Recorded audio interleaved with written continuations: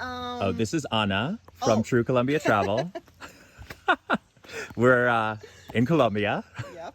We're on the oldest coffee plantation in the country. Yes. And we're just talking coffee talk. Coffee talk. Yeah. Basically. That's what we're doing here. Coffee everywhere. Everywhere. Here, wait, all here. All right, cool. Back to you. Okay. So basically, we were talking about the basis of coffee. Yep. That is, we're going to have like these two main species Yep. of coffee trees. One is going to be the Arabica, and then the second one is going to be the Robusta. It's more known to listen the word Arabica, but not knowing what is it. What it means. Yep. So basically, the thing is we're going to have these Robusta plants that are going to be like really tough and resistant to climate change and environmental attacks, Yep. bugs and different funguses. And then that toughness is going to be translated into more caffeine and less sugars contained in the fruits. Okay.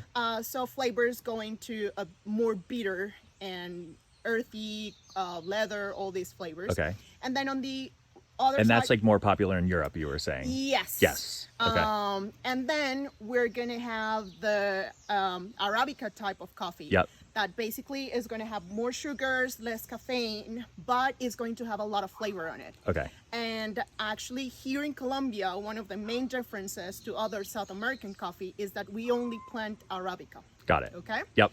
That's So if you're drinking Colombian, you're drinking Arabica. Yes. So here these guys are. Yep. Kind of cool. So right now, because all the climate change and the weather, we see that our plants are a little bit tired. It's because it had been raining a lot, more than normal. Okay. So that's why we see like the plants on this shape. And you were saying that there's like 2 harvests a year.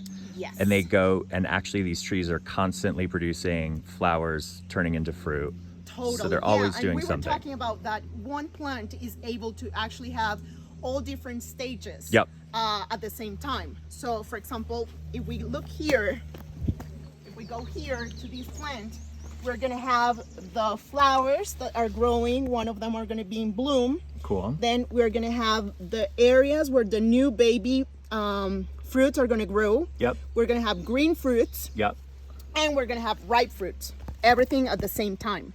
And so you were also saying something unique to Colombia is that they handpick the coffee here Yes. versus other places where The thing is, these if you machines. get to see what we have up there, that's a hill, really hill area. And steep it is mountain. all of coffee it up in there. is coffee. Yeah.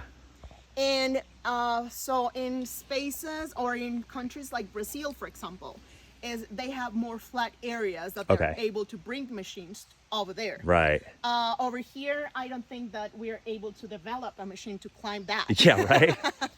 And you were saying too, it's sweeter up on the mountain, right? Yes. It's actually flavor wise. Yes. The thing is that when you grow it, high altitude or higher altitude coffee, the plants are going to grow slower. Okay. So it means that the fruits are going to grow slow. Okay.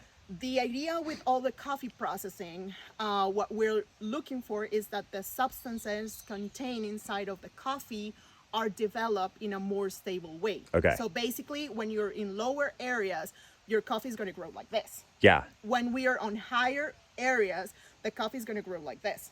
Okay. So all these flavors are going to be more complex, basically. And everything is going to be translated into the flavor of your cup. So that's why Colombian coffee is the best. Pretty much. Absolutely. Perfecto. Oh, wait. Will you show quick before we go? Do a little, one of those, open up the berry. Oh, that yes, was of cool course. to see what it So looks like before. One of the things we're going to see later how the pickers do. I'm not good at it. Okay. I will starve to death, basically, if I will pick coffee. But basically, you will see, no, let's check on this Okay. one that has more rings on it. You're going to see that actually the coffee is kind of growing on rings. Yeah. And the pickers, what they will do is just put their hands by the sides. Okay. And they will put just the ripe fruit like Got it. this. And Okay. they will carry a bucket and fill it. Cool. So I'm going to show you what a difference of picking a ripe fruit compared to a not ripe one. So what we're going to do is when we have a ripe one, we can press it, and basically what we're going to find is two separate coffee grains Yeah. inside of it. Yep. Okay? That's more or less what you will find. Sometimes the fruits are too big and they have 3 grains. Oh, but okay. it should be like this. Okay. When you have a non-ripe fruit, the shell Nada. won't fall off. Yep.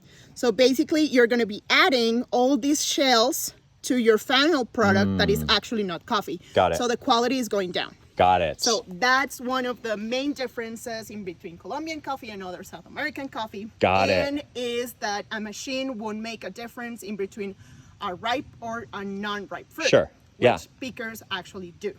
So the machine, because the machines are only going to measure like the weight or the size. Sometimes you can find like really big unripe Unripe. fruits. Yeah. And that's going to lower your quality of the coffee. I'm sold. Love it. Oh, Brian's in the coffee. car. Say hi, Brian. Hi. There we go. All right. Gracias. Okay.